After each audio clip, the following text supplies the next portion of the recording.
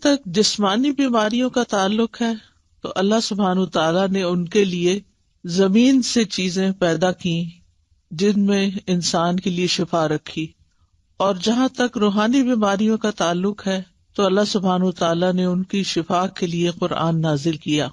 بہرحال کوئی بیماری ایسی نہیں کہ جس کے لیے اللہ نے دوا نہ اتاری ہو۔ اسی سلسلے کی یہ حدیث ہے، ان ابی ہریرہ رضی اللہ عنہ عن النبی صلی اللہ علیہ وسلم قال ما انزل اللہ داء الا انزل له شفاء، کتاب الطب۔ ابو ہریرہ رضی اللہ عنہ نبی کریم صلی اللہ علیہ وسلم سے روایت کرتے ہیں، آپ صلی اللہ علیہ وسلم نے فرمایا، اللہ نے کوئی ایسی بیماری نہیں اتاری جس کی دوا نہ اتاری ہو۔ ما انزل اللہ داء، یعنی اللہ نے جو بھی کوئی بیماری پیدا کی ہے اس کے لیے شفا کا سبب بھی پیدا کیا ہے، یعنی جسمانی بیماریوں کے لیے بھی اور روحانی بیماریوں کے لیے بھی، یعنی کوئی بھی بیماری ایسی نہیں۔ ما انزل اللہ داء الا انزل له شفاء، مگر یہ کہ اس کی شفا بھی رکھی ہے اللہ نے۔ تو چونکہ اللہ سبحانہ تعالی نے آسمانی اسباب کے ذریعے بیماری کی شفا کو پیدا کیا تو اس کے لیے اتارنے کا لفظ آیا ہے، انزلہ، اتارا۔ انزال کے کئی ایک معنی علماء نے یہاں پر کیے ہیں۔ ایک قول یہ ہے کہ اس کے اتارنے سے مراد یہ ہے کہ اللہ نے اپنے بندوں کو اس کے متعلق آگاہ کیا ہے، یعنی خبردار کیا ہے، بتایا ہے۔ ایک اور قول یہ ہے کہ رسول اللہ صلی اللہ علیہ وسلم نے ہر بیماری اور اس کے علاج کے متعلق عمومی طور پر خبر دی ہے، یعنی بیماری بھی ہے، اس کی بھی خبر دی اور علاج بھی ہے۔ ایک قول یہ بھی ہے کہ ان دونوں کے اتارنے سے مراد ان کو پیدا کرنا ہے اور ان کا زمین میں رکھ دینا ہے، یعنی جیسا کہ حدیث میں اس خبر کی طرف اشارہ ہے کہ اللہ نے جو بیماری رکھی اس کے لیے علاج بھی رکھا، یعنی زمین پر رکھا۔ اور ایک اور قول یہ ہے کہ ان دونوں کے اتارنے سے ان کا فرشتوں کے ذریعے اتارنا مراد ہے، وہ فرشتے جو انسانی مخلوق کے نظام کے ساتھ مقرر کیے گئے ہیں۔ تو بیماری اور اس کا علاج فرشتوں کے ساتھ نازل کیا جاتا ہے۔ اور ایک قول یہ بھی ہے کہ اکثر بیماریاں اور ان کے علاج بارشوں کے اتارنے کے ذریعے سے ہوتے ہیں، جن سے غذائیں اور دوائیں اور دیگر چیزیں پیدا ہوتی ہیں۔ یعنی بارش اترتی ہے تو زمین بہت کچھ اگاتی ہے، تو پھر اس میں بعض اوقات کچھ زمینیں ایسی ہوتی ہیں یا کوڑے کے ڈھیر ایسے ہوتے ہیں کہ جن پہ بارش پڑتی ہے تو وہاں سے جراثیم پیدا ہو کر بھی فضا میں پھیلتے ہیں، وہ بھی بیماریوں کا سبب بنتے ہیں۔ اسی طرح اچھی زمینوں پر جب بارش پڑتی ہے تو اچھی غذائیں پیدا ہوتی ہیں جو بندوں کو صحت مند رکھنے میں کام آتی ہیں، اور انہی میں پھر جنگلوں کے اندر ایسی جڑی بوٹیاں پیدا ہوتی ہیں کہ جن سے علاج کیا جاتا ہے۔ تو بہرحال دونوں چیزیں مقدر ہیں، اللہ کی تقدیر میں سے ہیں، اور یہ اللہ سبحانہ تعالیٰ کی مخلوق پر ایک مکمل مہربانی ہے کہ اگر اللہ تعالیٰ نے انسان کو بیماری کے ذریعے آزمایا ہے تو اس کے علاج کے لیے یا حل کے لیے اللہ نے دوائیں بھی پیدا کی ہیں۔ جیسے انسان اگر گناہ کے ذریعے آزمایا جاتا ہے، یعنی نفس کی کسی شر کی وجہ سے یا شیطان کی وجہ سے وہ آزمائش میں ہے، تو اللہ سبحانہ تعالیٰ نے ایسے اعمال بھی بتائے ہیں کہ جو گناہوں کو مٹانے کا سبب بنتے ہیں، جیسے استغفار وغیرہ ہے۔ اسی طرح ایک اور حدیث سے ہمیں یہ بھی پتہ چلتا ہے کہ سال میں ایک رات وبا اترتی ہے، اور یہ صحیح مسلم کی روایت ہے۔ نبی صلی اللہ علیہ وسلم نے فرمایا کہ برتن ڈھانپ دیا کرو اور مشکیزوں کے منہ باندھ دیا کرو، کیونکہ سال میں ایک رات ایسی بھی آتی ہے جس میں وبائیں اترتی ہیں اللہ کے اذن کے ساتھ، اور وہ ایسے برتن پر جسے ڈھانپا نہ گیا ہو یا وہ مشکیزہ جس کا منہ نہ باندھا گیا ہو اس پر سے گزرتی ہیں تو اس میں وہ داخل ہو جاتی ہیں۔ مثلاً پینے کی کوئی چیز رکھی ہوئی ہے، رات بھر ننگی رہی ہے اور اس میں وہ وبا داخل ہو چکی ہے، بیماری داخل ہو چکی ہے، اور صبح ہم اٹھتے ہیں اور بغیر بسم اللہ پڑھے اس کو پی جاتے ہیں تو بیماری جسم کے اندر چلی جاتی. پھر ایک بندے کے اندر جراثیم آتے ہیں تو وہاں سے وہ دوسرے کو لگ جاتے ہیں، تیسرے کو لگ جاتے ہیں، اور پھر وہ بیماری بہت سو تک پھیل جاتی ہے. تو بہرحال بیماری بھی اللہ کے اذن سے ہی آتی ہے، اور ہمیں اس معاملے میں احتیاط بھی کرنے کی ضرورت ہے، اور دوا اور علاج کی بھی ضرورت ہے. تو دا کا مطلب ہے حسی بیماری، اور جسمانی بیماری اور روحانی بیماری، یعنی بیماریاں دونوں طرح کی ہوتی ہیں، اور دونوں طرح کی بیماریوں کے لیے علاج کرانا ضروری ہے. یعنی بعض اوقات ہم جسمانی بیماریوں کے لیے تو علاج کر لیتے ہیں، لیکن اگر کسی کو کوئی روحانی بیماری ہے تو اس کا علاج نہیں کرتے، اور اس کو ہم بیماری نہیں سمجھتے. بعض اوقات جن بھوت کا اثر سمجھتے ہیں، بعض اوقات دوسرے کو کہتے ہیں ایسے ہی بہانے بنا رہا ہے، لیکن اس کو سنجیدگی سے نہیں لیتے اور اس کا پراپر علاج نہیں کرتے.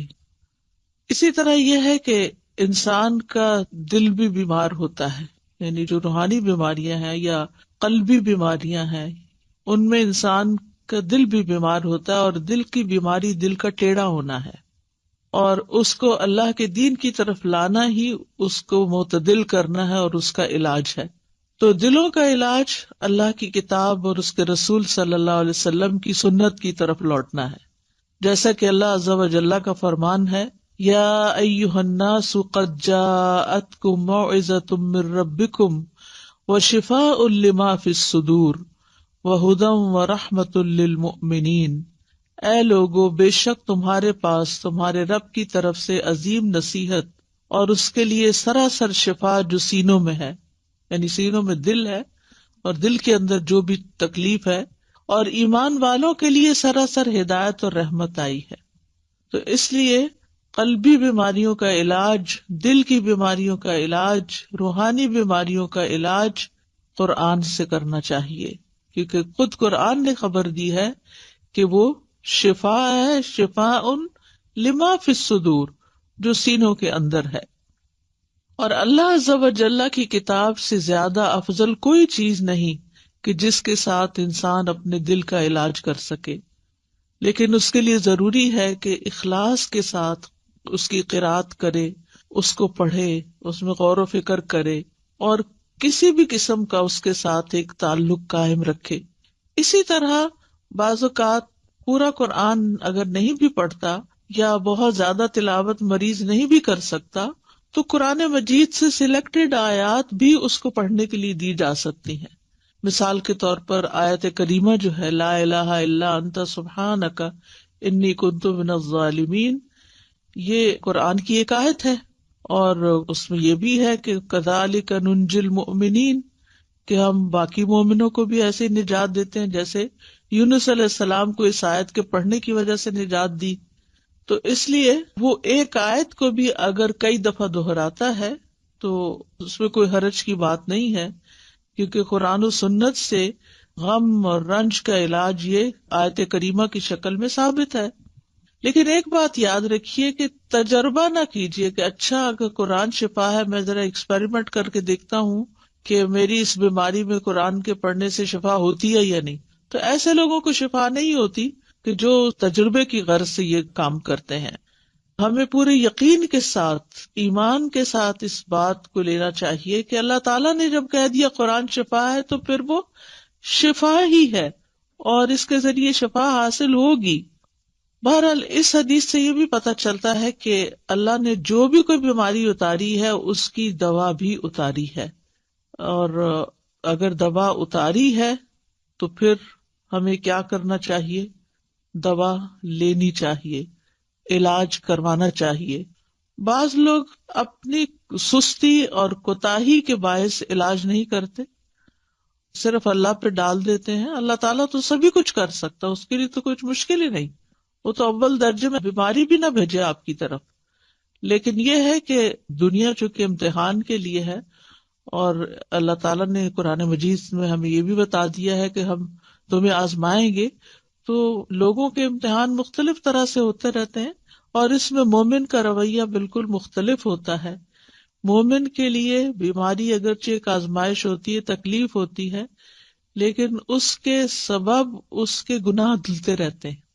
ہر پین کے بدلے، ہر تکلیف، ہر پریشانی جو جسم پر انسان کی آتی ہے، آفت، اس کے بدلے اس کے گناہ دھلتے ہیں. پھر اسی طرح یہ ہے کہ جب وہ اس پر صبر کرتا ہے تو اس صبر کا اس کو اجر ملتا ہے. ایک اور خیر آ گئی، اور یہ خاص لوگوں کی علامت ہوتی ہے. یعنی عام لوگوں کے گناہ جھڑتے ہیں، خاص لوگوں کو صبر کا اجر ملتا ہے، اور خاص الخاص لوگ جو ہیں وہ اللہ کی قضا پہ رضا بھی رکھتے ہیں. یعنی راضی بالقضا جب ہوتے ہیں تو ان کا اجر کئی گنا زیادہ بڑھ جاتا ہے. تو اس طرح مومن کے لیے ایک بیماری جو ہے وہ ایک رحمت کا باعث بن جاتی. وہ آزمائش تو ہے ہی، لیکن اس آزمائش کے اندر بھی ایک رحمت ہوتی. لیکن اس راضی بالقضا ہونے کا مطلب یہ نہیں کہ انسان علاج ہی نہ کرائے. علاج ضرور کروائے، کیونکہ نبی صلی اللہ علیہ وسلم نے فرمایا اللہ کے بندو علاج کیا کرو، کیونکہ اللہ عز و جل نے جو بیماری بھی اتاری ہے اس کے ساتھ اس کی شفا بھی نازل کی ہے، سوائے موت اور بڑھاپے کے. موت کا کوئی علاج نہیں اور بڑھاپے کا کوئی علاج نہیں، کیونکہ اس میں انسان کی اعضاء کمزور ہو چکے ہوتے ہیں تو کوئی چیز ان کے اندر پھر سے جوانی بھر نہیں سکتی. لیکن اس میں بھی انسان کو حت البسا ساتھ ساتھ اپنی کمزوریوں اور بیماریوں کا علاج کرتے رہنا چاہیے، اور اس میں انسان کو مایوس نہیں ہونا چاہیے. اسی طرح ایک اور حدیث سے ہمیں پتہ چلتا ہے، مسند احمد کی حدیث ہے، رسول اللہ صلی اللہ علیہ وسلم نے فرمایا بے شک اللہ عز و جل نے جب بیماری کو پیدا کیا تو اس کا علاج بھی پیدا کیا، بس اس لیے علاج کیا کرو. تو گویا اللہ تعالیٰ کا یہ حکم ماننا جو ہے، رسول اللہ صلی اللہ علیہ وسلم کے ان الفاظ پر یقین رکھتے ہوئے علاج کروانا جو ہے، چاہے وہ تکلیف دہ ہو لیکن اس کو بھی انسان عبادت سمجھے. یعنی علاج کرانے کو بھی عبادت سمجھے کہ میں اللہ اور اس کے رسول کا حکم مان رہا ہوں، انہوں نے ہی کہا ہے کہ علاج کراؤ تو میں علاج کروا رہا ہوں. اب اس علاج میں جب اس کا کچھ مال خرچ ہوتا ہے یا وہ علاج کی تکلیف سے گزرتا ہے، کیونکہ بعض علاج جو ہیں وہ سرجری ہوتے ہیں، بعض علاج جو ہے وہ پینفل پروسیس سے گزرتا ہے انسان اس میں، تو وہ بھی سراسر انسان کے لیے عبادت اور اجر کا باعث بن جاتے ہیں. اسامہ بن شریک کہتے ہیں میں نبی صلی اللہ علیہ وسلم کی خدمت میں پہنچا تو دیکھا کہ آپ کے صحابہ آپ کی مجلس میں ایسے بیٹھے تھے گویا ان کے سروں پر پرندے ہوں، یعنی بہت باادب اور پرسکون طریقے سے. چنانچہ میں نے سلام کیا اور بیٹھ گیا. ادھر ادھر سے بدوی لوگ آئے، بدو جو دیہاتوں میں رہنے والے تھے، اور انہوں نے پوچھا اللہ کے رسول کیا ہم علاج کر لیا کریں، یعنی کوئی بیماری ہو تو علاج کریں؟ آپ نے فرمایا دوا استعمال کیا کرو، بلا شبہ اللہ عز و جل نے کوئی بیماری پیدا نہیں کی مگر اس کی دوا بھی پیدا کی ہے، سوائے ایک بیماری کے یعنی بڑھاپا. اچھا، بعض لوگ ہوتے ہیں وہ یہ کہتے ہیں کہ ہم نے آج تک کوئی دوا نہیں کھائی، اور اس میں بڑے فخر سے بتاتے ہیں ہمیں اگر کوئی بیماری ہو تو بس ہم صبر کر لیتے ہیں، بس دم درود سے کام لے لیتے ہیں اور بس ہمارے لیے وہی کافی ہو جاتا ہے. الحمدللہ یہ بھی اچھی بات ہے کہ آپ قرآن سے علاج کر لیتے ہیں اور کرنا چاہیے، لیکن اس کا یہ مطلب نہیں کہ کوئی اگر دوا کھا رہا ہے یا دوا کھانا کوئی بری بات ہے، کیونکہ نبی صلی اللہ علیہ وسلم نے کیا فرمایا ہے کہ دوا استعمال کیا کرو، تداوؤ، دوا استعمال کیا کرو. تو دوا کھانا جو ہے وہ کوئی غلط کام کرنا نہیں ہے، لیکن دوا سے شفا ملنا اللہ کے اذن سے ہے. دوا کے اندر شفا اللہ نے رکھی ہے، اللہ کے اذن سے شفا ہوتی ہے. کوئی یہ نہیں کہہ سکتا کہ میں نے یہ چیز کھائی تو میں ٹھیک ہو گیا. نہیں، چیز نے ٹھیک نہیں کیا، اللہ کے اذن سے ٹھیک ہو گیا، کیونکہ اللہ کا اذن اس کو ہوا کہ اس بندے کے اندر یہ کیفیت پیدا کر دے، اس کی بیماری کی اصلاح کر دے، تو علاج ہو گیا، شفا ہو گئی. پھر اسی طرح آپ صلی اللہ علیہ وسلم نے فرمایا علاج کروانا تقدیر کا حصہ ہے. اگر بیماری تقدیر سے ہے تو علاج بھی تقدیر سے ہے، اور یقیناً علاج اللہ تعالیٰ کے حکم سے ہی فائدہ دیتا ہے. علاج اللہ تعالیٰ کے حکم سے ہی فائدہ دیتا ہے. تو علاج کروانے کے کچھ اصول ہمارے دین نے ہمیں بتائے ہیں. نمبر ایک یہ کہ اللہ کو شافی مانا جائے، یعنی یہ یقین رکھا جائے کہ اللہ ہی شفا دیتا ہے۔ سورۃ الشعراء میں آتا ہے وَإِذَا مَرِضْتُ فَهُوَ يَشْفِينِ، اور جب میں بیمار ہوتا ہوں تو وہی مجھے شفا دیتا ہے۔ شفا اللہ ہی کے ہاتھ میں ہے۔ حضرت عائشہ کہتی ہیں کہ رسول اللہ صلی اللہ علیہ وسلم دم کیا کرتے تھے اور یہ دعا پڑھتے تھے امسح البأس رب الناس بیدک الشفاء لا یکشف الکرب الا انت، اے لوگوں کے رب تکلیف کو دور کر دے، شفا تو تیرے ہی ہاتھ میں ہے، تیرے سوا اس کو دور کرنے والا اور کوئی نہیں۔ پھر اسی طرح ایک روایت میں آتا ہے کہ اللہ ہی طبیب ہے۔ ابو رمثا سے مروی ہے، وہ کہتے ہیں کہ میرے والد نے رسول اللہ صلی اللہ علیہ وسلم سے عرض کیا کہ مجھے آپ اپنی وہ چیز دکھائیں جو آپ کی پشت پر ہے، یعنی وہ جو مہر نبوت تھی، کیونکہ میں طبیب ہوں۔ آپ نے فرمایا طبیب تو اللہ ہے، بلکہ تو رفیق آدمی ہے، یعنی نرمی کرنے والا ہے، مریض کو تسکین دینے والا، دلاسا دینے والا ہے، اور بیماری کا اصل طبیب تو اللہ ہی ہے، شافی تو وہی ہے جس نے اسے پیدا کیا۔ حضرت ایوب علیہ السلام کی مثال ہمارے سامنے ہے کہ جب ان کی بیماری کو ایک طویل عرصہ گزر گیا تو بھی وہ مایوس نہیں ہوئے، دعا کرنے لگے۔ وَأَيُّوبَ إِذْ نَادَى رَبَّهُ أَنِّي مَسَّنِيَ الضُّرُّ وَأَنْتَ أَرْحَمُ الرَّاحِمِينَ فَاسْتَجَبْنَا لَهُ فَكَشَفْنَا مَا بِهِ مِنْ ضُرٍّ وَآتَيْنَاهُ أَهْلَهُ وَمِثْلَهُمْ مَعَهُمْ رحمتم من عندنا وذکریٰ للعابدین۔ اور ایوب جب اس نے اپنے رب کو پکارا کہ بے شک مجھے تکلیف پہنچی ہے اور تو رحم کرنے والوں میں سب سے زیادہ رحم کرنے والا ہے، تو ہم نے اس کی دعا قبول کر لی، پس اسے جو بھی تکلیف تھی دور کر دی، اور اسے اس کے گھر والے اور ان کے ساتھ ان کی مثل اور عطا کر دیے اپنے پاس سے رحمت کے لیے اور ان لوگوں کی یاد دہانی کے لیے جو عبادت کرنے والے ہیں۔ تو یہاں پر وہ کہتے ہیں وَأَنْتَ أَرْحَمُ الرَّاحِمِينَ، اللہ آپ ہی سب سے بڑھ کر رحم کرنے والے ہیں، تو ہم نے ان کی دعا سن لی اور ان کی تکلیف دور کر دی۔ دوسری چیز یہ کہ اللہ کی کتاب سے علاج کرنا چاہیے۔ سورۃ بنی اسرائیل میں آتا ہے وَنُنَزِّلُ مِنَ الْقُرْآنِ مَا هُوَ شِفَاءٌ وَرَحْمَةٌ لِّلْمُؤْمِنِينَ، اور ہم قرآن کے ذریعے سے وہ چیز نازل کرتے ہیں جو مومنوں کے لیے شفا اور رحمت ہے۔ حضرت عائشہ سے مروی ہے کہ رسول اللہ صلی اللہ علیہ وسلم ایک مرتبہ ان کے پاس تشریف لائے تو ایک عورت عائشہ رضی اللہ عنہا کا علاج کر رہی تھی یا آپ کو دم کر رہی تھی، تو آپ نے فرمایا کتاب اللہ کے ساتھ اس کا علاج کرو، یعنی قرآن کے ساتھ کرو، رقیہ کرو اس کو۔ اسی طرح سنت سے علاج، انبیاء علیہ السلام کو قلبی اور روحانی ادویات دی گئی تھی۔ ابن قیم کہتے ہیں کہ وہ وہی جو اللہ تعالیٰ اپنے نبیوں کو کرتا ہے اس میں ایسی چیز ہوتی ہے جو لوگوں کو فائدہ دیتی ہے، یعنی وحی کے ذریعے علاج ہوتا ہے، اور اس میں وہ دوائیاں بھی ہوتی ہیں جو بیماریوں سے شفا دیتی